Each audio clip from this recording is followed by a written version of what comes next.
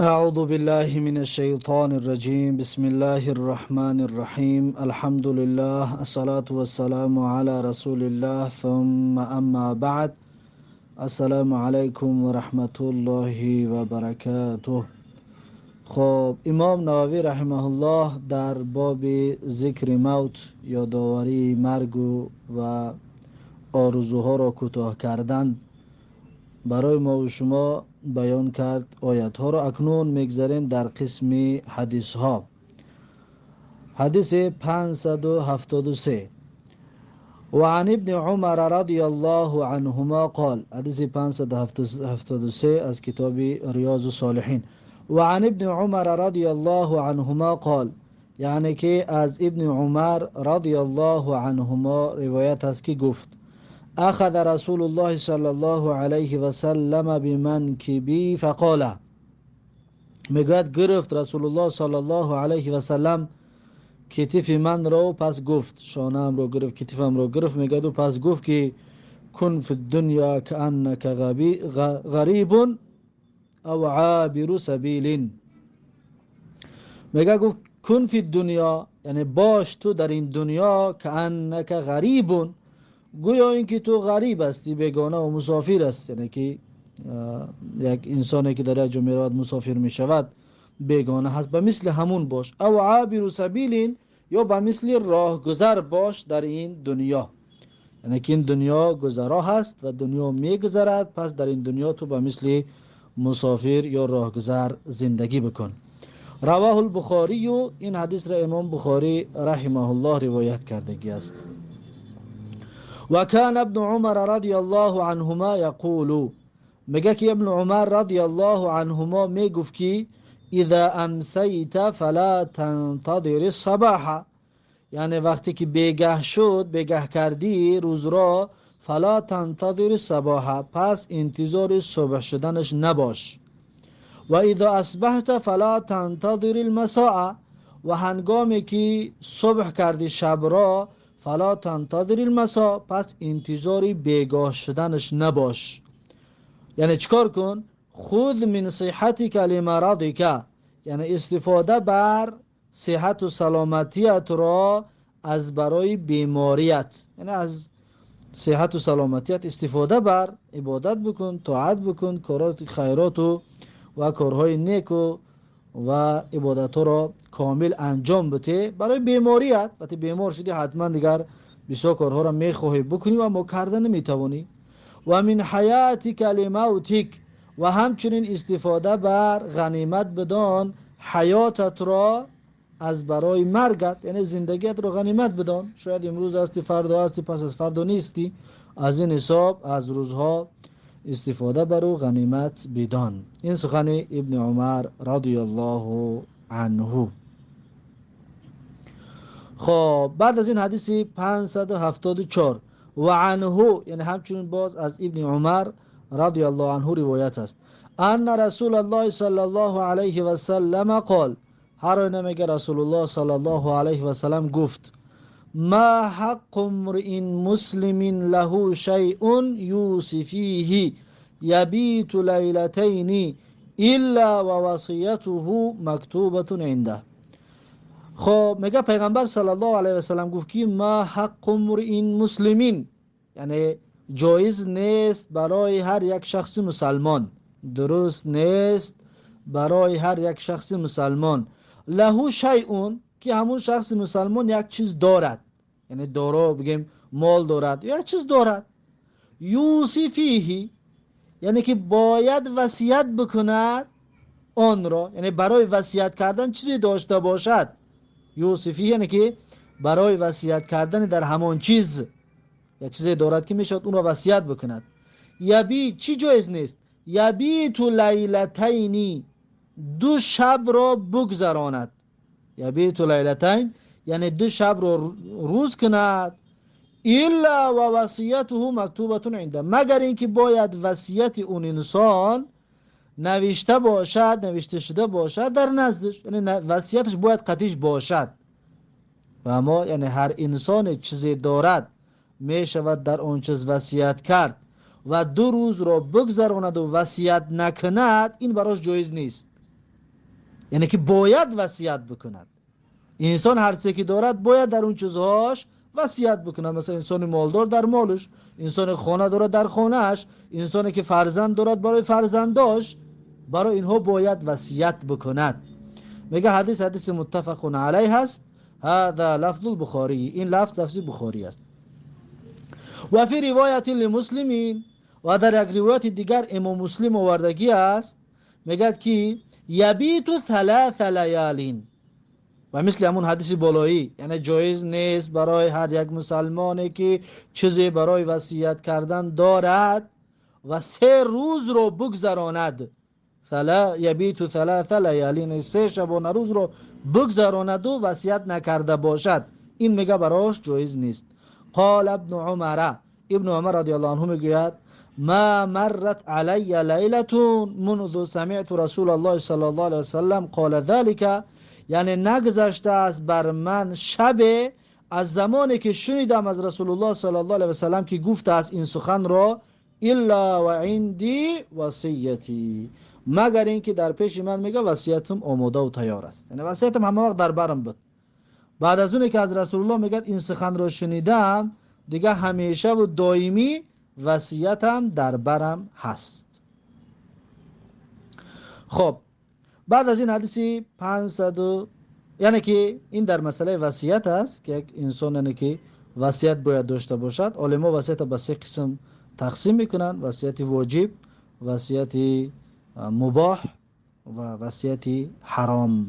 به 3 قسم تقسیم میکنند. یعنی که این وصیت های مباح است که مثلا انسان باید همه وقت تیار باشد برای وصیت کردن، وصیتش باید همه وقت باشد. یعنی که بعد از من وفات کردم یگان انسان باوریش ده بگد که یعنی بعد وفات من فرزندان من بگیم خار نشوند و که بی صاحب نمونند و بی اهمیت نمونند. یک رفیقش یا که آکاش دادرش یک آدم باور داره او را وصیت کنه، خانه داشته باشد، خانه مرا بعد وفات من چیکار کنه، مال داشته باشد، چقدر مال مرا مثلا فرزندام بده چقدرش درای الله بتین، خلاصه همین چیزها اینا را میگن وصیت مباح. فهمو؟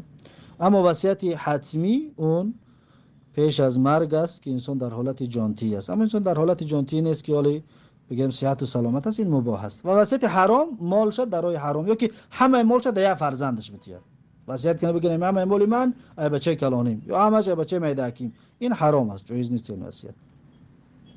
خب این حدیث در مسئله وصیت.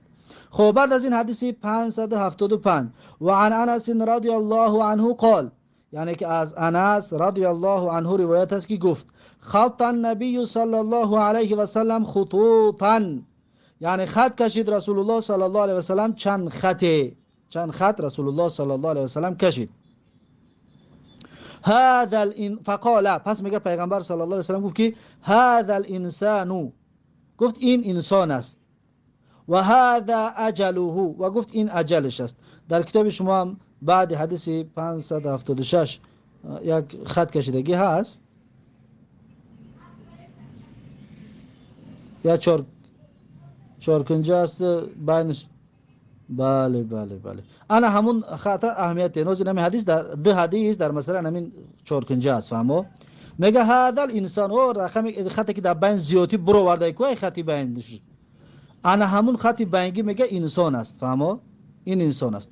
و هذا اجله، و این 4 کنجه هست که این اجلش است، یعنی حیاتش بود میشود. فهمو؟ و این اجلش است. فبینما هو كذلك، پس زمانی که انسان همین طور است، یعنی سرگرم دنیا هست، اذ جاء الخط الاقرب، همون خط میگه نزدیک میشود، یعنی مرگ براش فرا میرسد. فهمو؟ مرگ براش فرا میرسد. همون خطایی که در پایان بگیم طریق خطچه کشیدگی است که با میدک دندان برین، همون میگه به انسان میاد نزدیک میشود. فهمو؟ یعنی که میآید عمر انسان بود میشود. فهمو؟ عمر انسان بود میشود. این حدیث را امام بخاری روایت کردگی است و با به همین معنا حدیث دیگر با واضح تر میگردوند این خط کشیدگی را. حدیث 576 و عن ابن مسعود رضی الله عنه قال، یعنی از ابن مسعود رضی الله عنه روایت است گفت خط النبی صلی الله علیه و سلم خطا مربعا، میگه که پیغمبر صلی الله علیه و سلم یک خطی 4 کنجه کشید. 4 کنجه یک 4 کنجه کلان است، یک خطی چارکنجه کشید. و خطا فی الوسط خارجا منه، و در بینش میگه یک خطی دیگر کشید و خارجا منه از چارکنجه برآورد اون خطا. چطوری که در رسم هست نه، خطی بینگی اومدگی از چارکنجه برآمدگی است، میگه از همون از خط برآورد میگه. و خط خطوطا صغارا الى هذا الذي في الوسط من جانبه الذي في الوسط. پس میگه پیغمبر خط کشید، خطهای میدک میدک ای پایان، میگه که دندان، خطهای میدک میدک میگه در پایان کشید، میگه الى هذا الذي في الوسط، بسوی همین میگه در اونه که در وسط است، من جانبه الذي في الوسط، اینه که از پایان و از طرف درون، اما از پایان همون خط بینگی و از طرف درونش، لیکن رنگ دندان بری. خب خلاصه میگه خط کشید و فقاله، پس میگه گفت هذا الانسان، گفت این انسان است، یعنی هم خط بینگی را میگه هذا الانسان، همون خط بینگی که هست همین انسان است. و هذا اجله، و این گفت اجلش است، اون یعنی چه؟ چارکنجه. هادای اول خط بینگی و هادای دوم یعنی مربع، همون چارکنجه. اون چارکنجه گفت اجلش است، مرگش است. محیطاً بهی، میگه دقت بته، میگه ای تمام اطرافش میگه احاطش کردگی است، یعنی که انسان در احاطه مرگ است. او قد احاط بهی، یا واقعا احاطه کردگی است.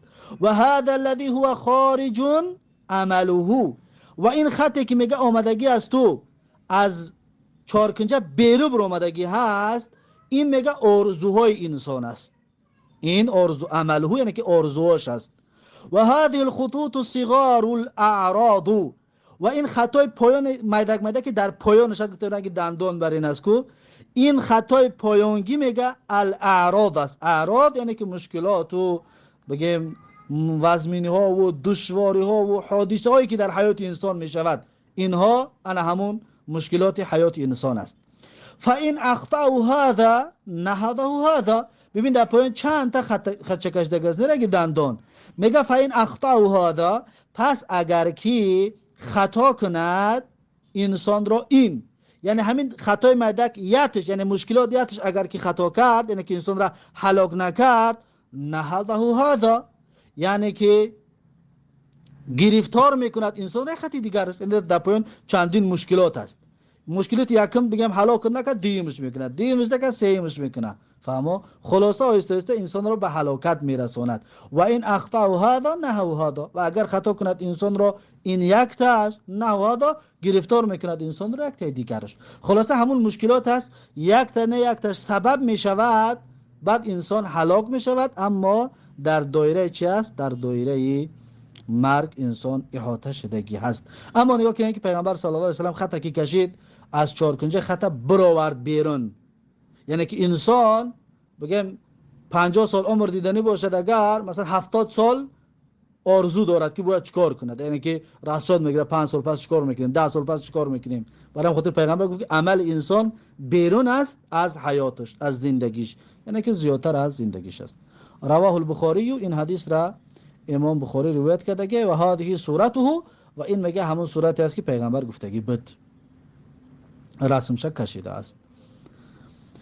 بعد از این حدیث 577 و عن ابی هریره رضی الله عنه ان رسول الله صلی الله علیه و سلم قال، از ابو هریره رضی الله عنه روایت است، هر این رسول الله صلی الله علیه و سلم گفت بادروا بالاعمال سبعا، یعنی شتاب کنید به عملهای صالح سبعا، پیش از اونه که به 7 چیز شما گرفتار شوید. سبعا پیش از اونه که شما گرفتار 7 چیز شوید، پیش از اونه که شما به عمل شتاب کنید، به عمل صالح. هل تنتظرون الا فقرا منسیا، آیا شما انتظار میشوید، آیا شما انتظار میشوید الا فقرا منسیا، مگر اینکه فقیری، ناداری فراموش آور در پیش است. فقر است که منسی است، یعنی فراموش آور است، یعنی فقر هست که انسان فراموش میکند عبادتایش رو، فراموش میکند پروردگارش رو، یعنی دیگه مشغول زندگی میشود، 4 سون بیاود زندگی را پیش برد، زندگی فرزنده را پیش برد. پس این مشغولیت زیاد سبب میشود که انسان پروردگارش را فراموش میکند. اینا میگن فقرا منسیه، یعنی فقر به فراموشی میرسوندگی انسان را که یاد الله را فراموش میکند. این یکم چیزی هست که پیش از زمین رسیدن میگه شما شتاب کنید به عمل صالح. او غنى مطغیا، یا ثروتی که طغیانگر است، مطغی است، یعنی که انسان را به طغیان میرساند. یعنی انسان وقتی که مالدار میشود مالش زیاد میشود، طغیانگر میشود، دیگر بگیم از حد میبراید، دیگر فراموش میکند. این انسان هم الله را، یعنی ثروت انسان سبب هلاکی بعضی انسان ها میگردد. پس میگد پیش از اونه که ثروتی طغیانگر برای شما میرسد، شما به عملهای صالح شتاب کنید. این دیمش بود. سیم چی؟ او مرضا مفسده، یا بیماریه که انسان را تباه میکند، انسان را بگیم هلاک میکند.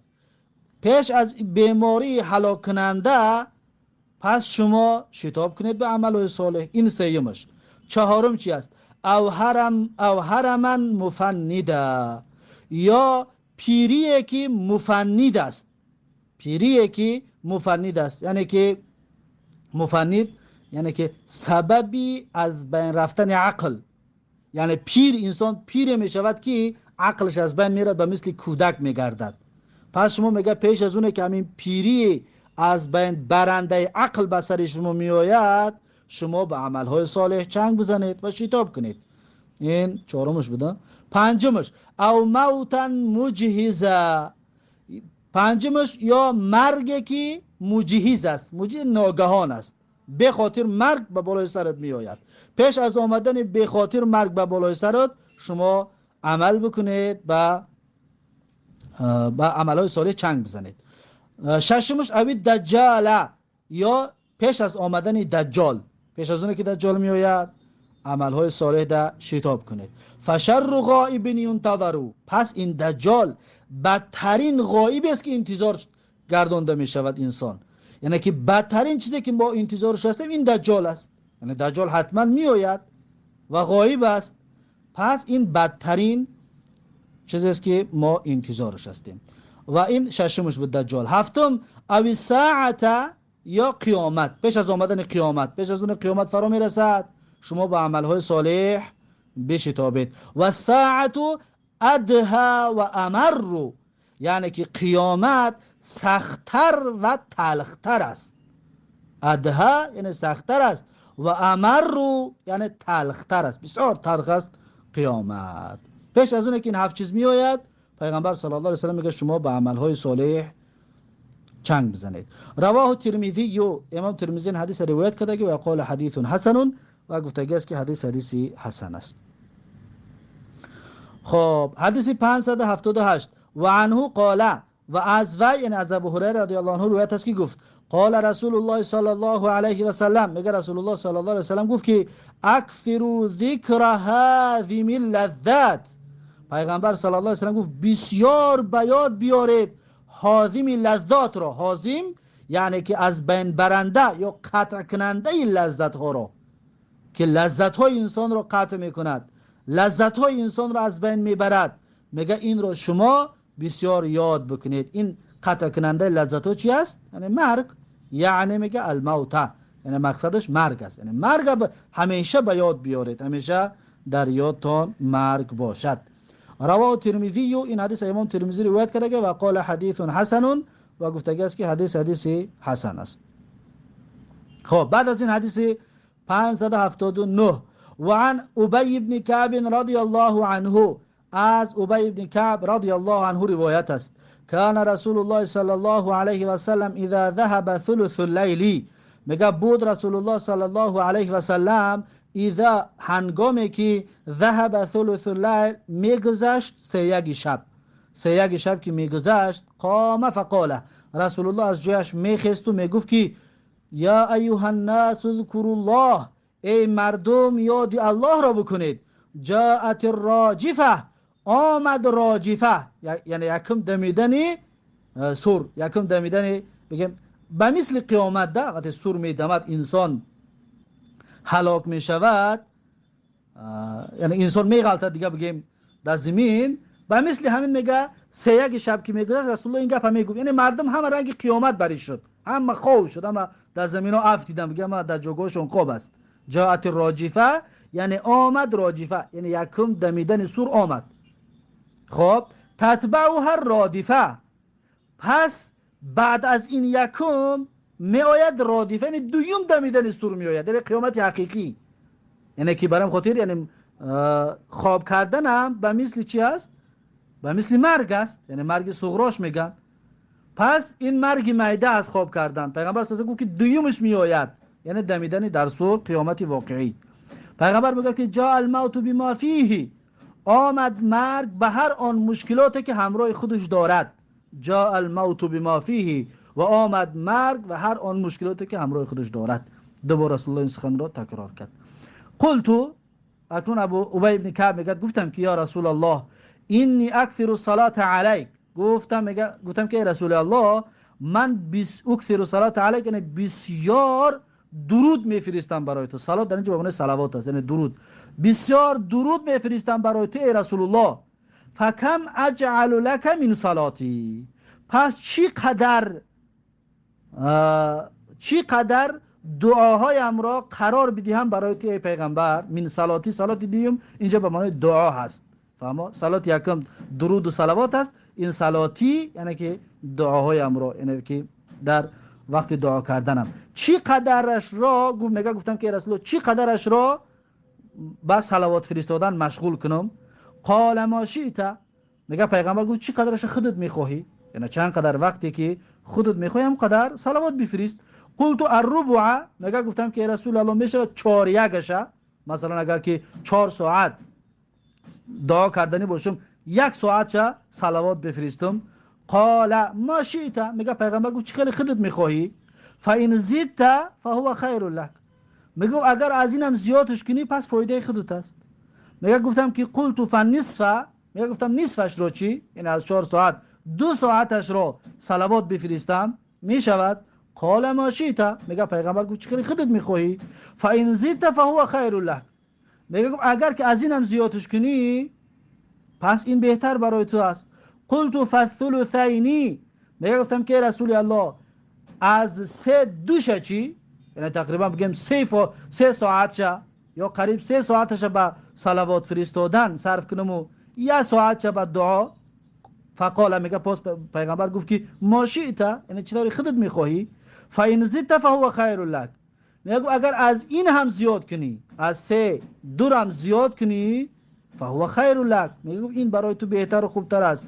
قلت، میگه گفتم که اجعل لك صلاتي كلها، یا گفتم که قرار بدی هم برای تو ای رسول الله همه دعا هم را، یعنی چند قرار دعا کردنی هستم میشود که همش صلوات بفرستم. قال، میگه پیغمبر گفت که اذن تکفا همک، اذن گفت پس، یعنی اگر همین کار کردی تکفا همک، یعنی برطرف میشود تمام غم و اندوه تو و تمام خواسته های تو برطرف می شود. تکفا یعنی برطرف می شود، همه که غم و اندوه یا خواسته ها و این چیزای تا همش برطرف می شود. و یغفر لك ذنبک، و بخشیده می شود برای تو گناهانت. اگر همه وقت به صلوات فرستادن مشغول شدی، خلاص بخشیده می شود برای تو گناهانت. رواه ترمذی، و این حدیث را امام ترمذی روایت کرده گی و قال حدیث حسن، و امام ترمذی گفته است که حدیثی حسن است. با همین این باب با آخر رسید، باب استحباب زیارت القبور للرجال، باب مستحب بودن زیارت کردن قبرها برای مردها. و با ما یقوله الزائر، و انسان زیارتگر باید چی بگوید، انشاءالله باب آینده است. درس آینده انشاءالله این باب را خواهیم گرفت. با همین درس امروز با آخر رسید و بارک الله فیکم و جزاکم الله خیرا و السلام علیکم و رحمت الله و برکاته.